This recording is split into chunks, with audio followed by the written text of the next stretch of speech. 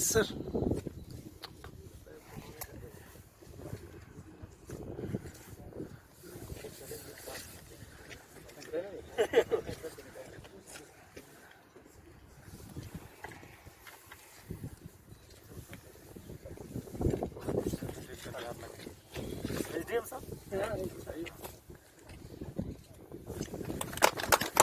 भारत माता की जय, भारत माता की जय, वंदे मातरम, वंदे मातरम।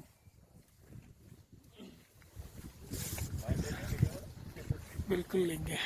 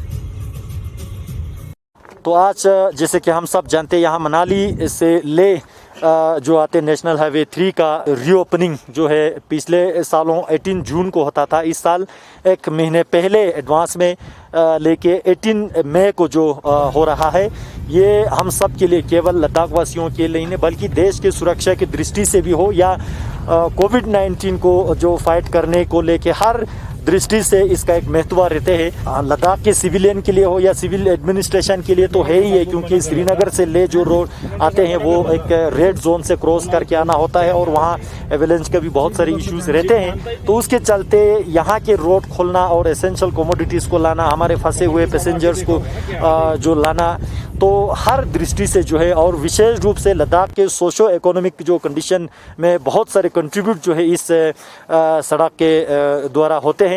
इसके लिए मैं भारत सरकार और विशेष रूप से रक्षा मंत्रालय और यहाँ के हमारे बॉर्डर रोड ऑर्गेनाइजेशन के डीजी साहब और दोनों चीफ इंजीनियर ब्रिगेडियर, हमारे दीपक के चीफ इंजीनियर ब्रिगेडियर एमएस बागी जी और विजय के जो chief engineer Arvind Singh ji brigadier को मैं बहुत बहुत धन्यवाद देना चाहूँगा। और विशेष रूप से जो यहाँ पे फिजिकली जो ऑफिसर्स और जो ड्रोजर चलाने वाले हो, ऑपरेटर हो, जो इसमें स्नो क्लियरेंस में जिन्होंने काम किया, उन सबको मैं तहे दिल से शुक्रिया अदा करते हुए उनको सल्यूट करना चाहूँगा। ये जो मनाली लेह का स्ट्रेच है ये ऑलमोस्ट 450 किलोमीटर्स लंबा है, जो कि हर साल नवंबर के मंथ में स्नो से की वजह से बंद हो जाता है और उसके बाद मौसम खुलने के बाद फरवरी/मार्च में स्नो क्लियरेंस का प्रोग्राम शुरू होता है। तो इस साल हमें मालूम है कि लेह मनाली रोड जो है ये बहुत अहम है लद्दाख के लिए, लद्दाख की इकॉनमी के लिए।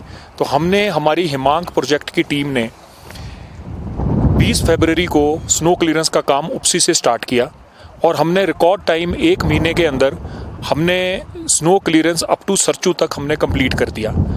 और उस इलाके में 3 तरह के मेन पास आते हैं, तंगलागला, लाचुंगला और नकीला, और सबकी ऊंचाई जो है 16,000 से लेकर 17,000 फीट की हाइट पे है, जिसमें कि 20-20 फीट के ऊपर में स्नो रहता है। तो ये कार्य 1 महीने के बाद कंप्लीट करने के बाद जो सबसे बड़ा बॉटलनेक है इस एक्सिस का वो है बरलाचला पास।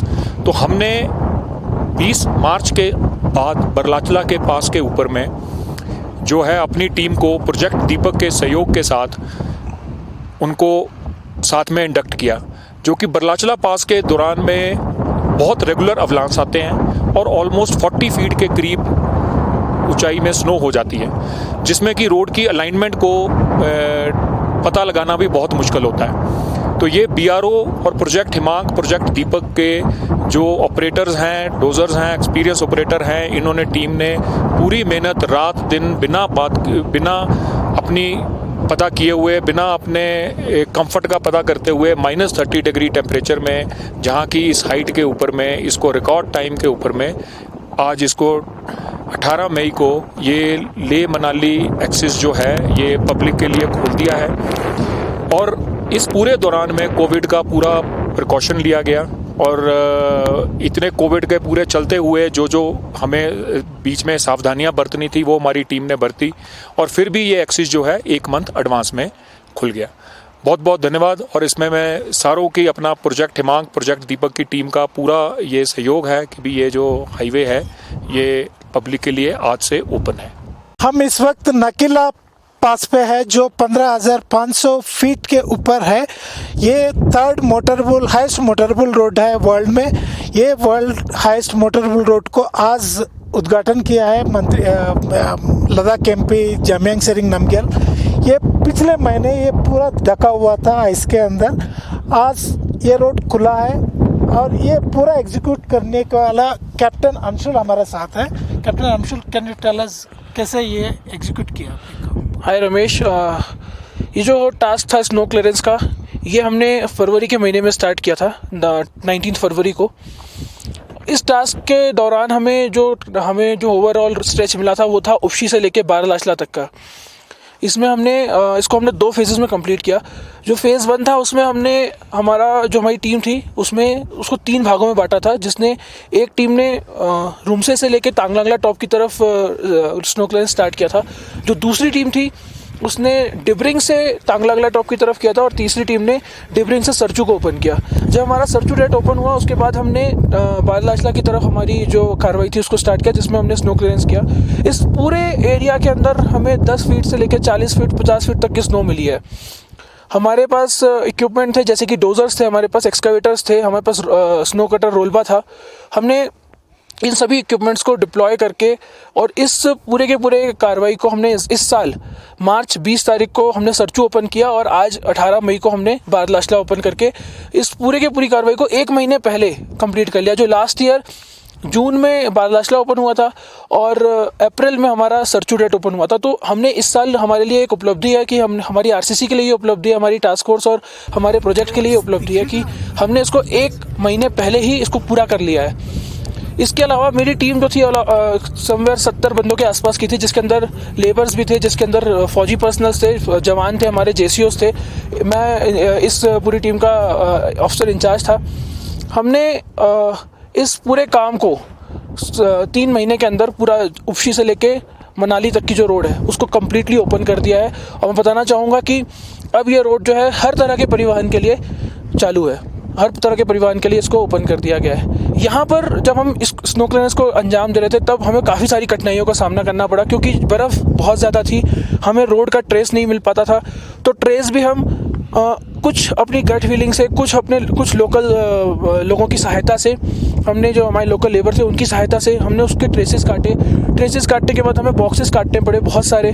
तो इसमें काफ़ी ज़्यादा हमें एफर्ट्स लगाने पड़े। हमारे ऑपरेटर पार्टी हमारे जितने भी ऑपरेटर्स थे जिन्होंने ये इक्विपमेंट्स को चलाया, मैं उनको बेसिकली उनका आभार प्रदर्शन करूंगा, उनको कहना चाहूँगा, उनको मैं शाबाशी देना चाहूँगा इस चीज़ के लिए, क्योंकि दिन रात इस बुरे कहना चाहिए बहुत ही ख़राब मौसम में, बहुत ही ख़राब कहना चाहिए कि टेरेन कंडीशन के अंदर उन्होंने इस कार्य को अंजाम दिया है। काबिल तारीफ़ था उनका काम। मैं उनको अपनी तरफ से उनको शाबाशी देना चाहूँगा।